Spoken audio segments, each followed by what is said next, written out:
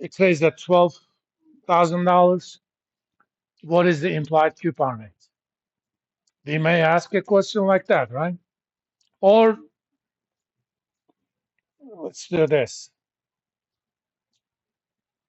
I'm the issuer. I want to issue a bond and I want to get per each $10,000 face value, I want to get 15,000, right? It's my bond. That's what I want to do.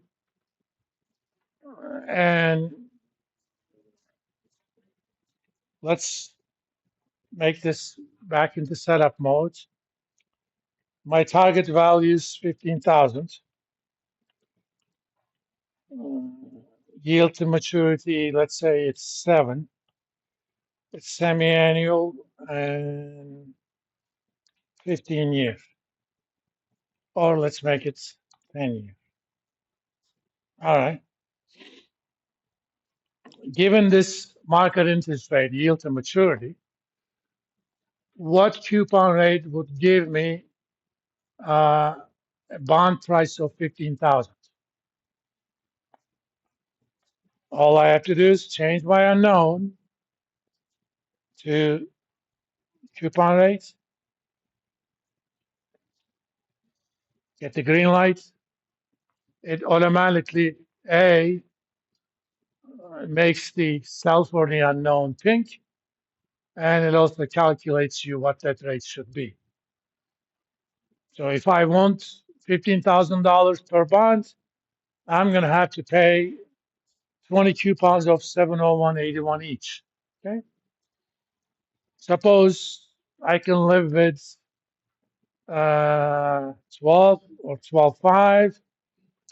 All I have to do is I'm already in the solver mode, change the inputs, and my coupons are going to be 529.90 or so. All right. This is why I put this all together.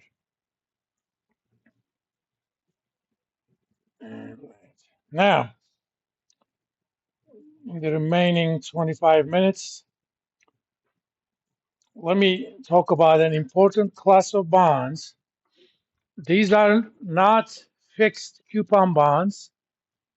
Technically speaking, they are, but it's a different kind.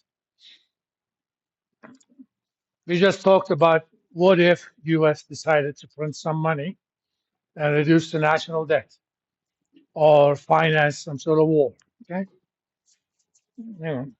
it's not out of the possibilities that we may have a big war over the next 3 years.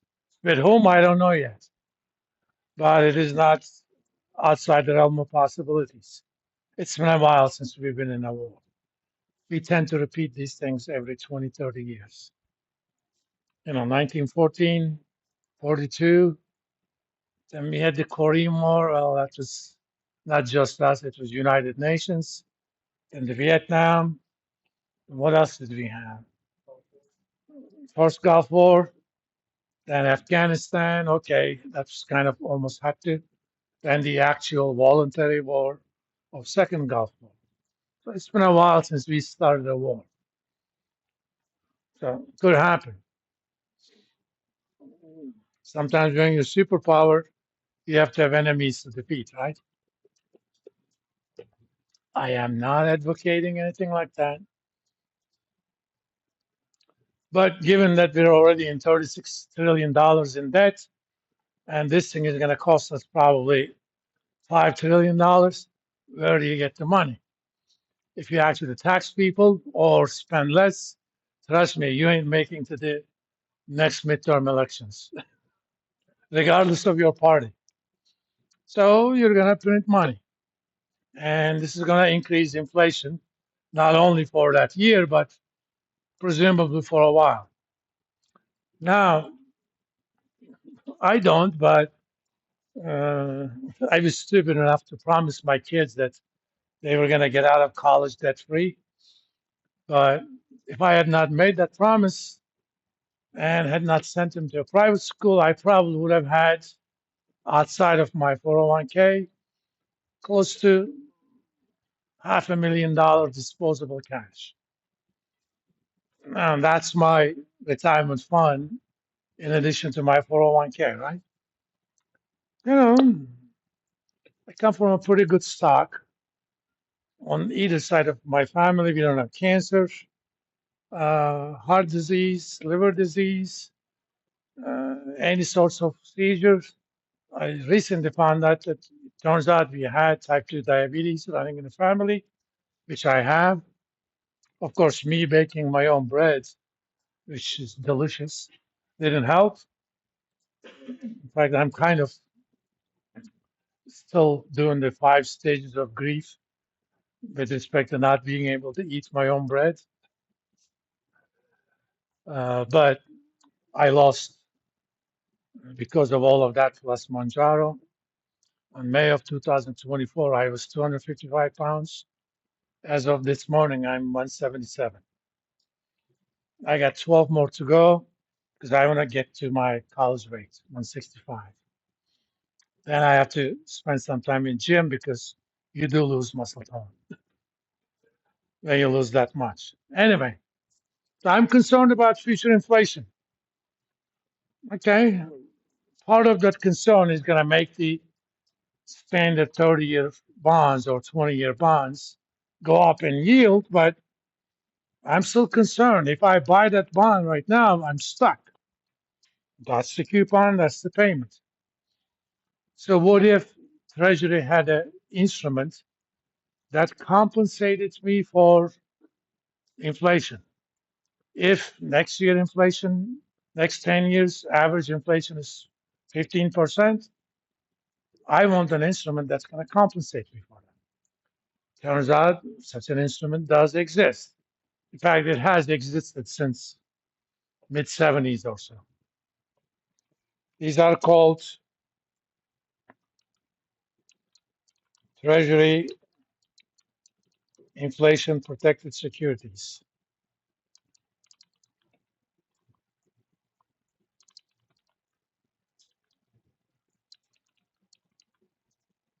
affectionately known as TIPS.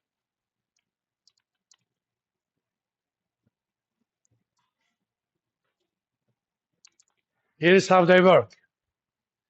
They do have a face value, which will be indexed to inflation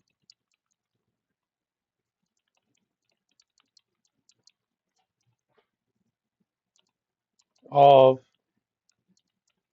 $1,000. In fact, I'm going to call this F0.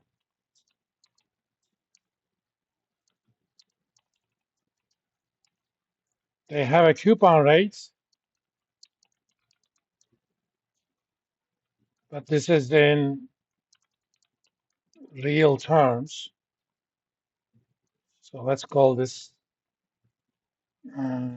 for example, currently 10-year coupon rates, TIPS rates are about 1.7%. Let's call it 1.8.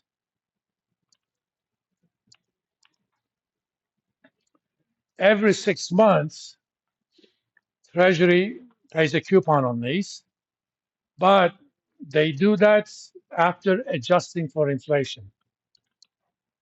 Suppose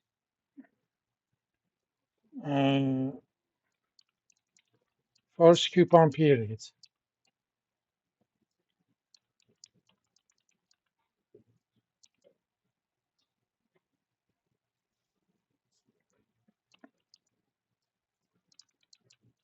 Treasury determines an inflation rate.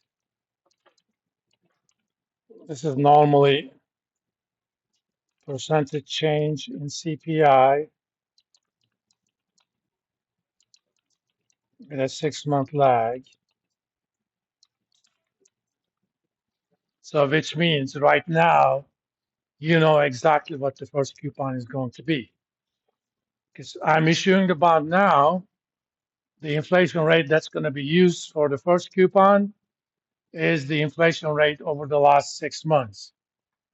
For example, if you go to Fred St. Louis,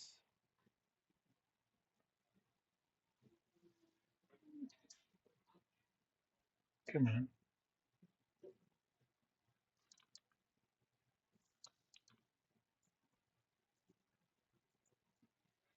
This is a database maintained by Federal Reserve St. Louis branch.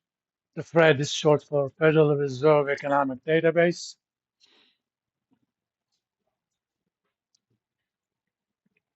Let me search for Barata, search button.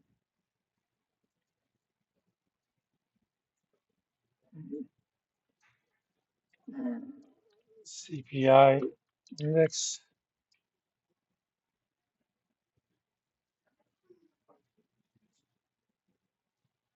Okay, how about this? I'm going to look at only the last 1 year. This is an index. Do you guys know how such an index is calculated? There's basically this hypothetical basket of goods and services. Bureau of Labor Statistics actually researches the prices of these across all cities. And this month it costs $1 million or $1,000, whatever it is. Next month it costs a little bit more. The percent and the starting value is always 100, and you just keep adding on to it. So let's look at the last 6 months. As of the August, it was 323. So as of February, come on, where are you?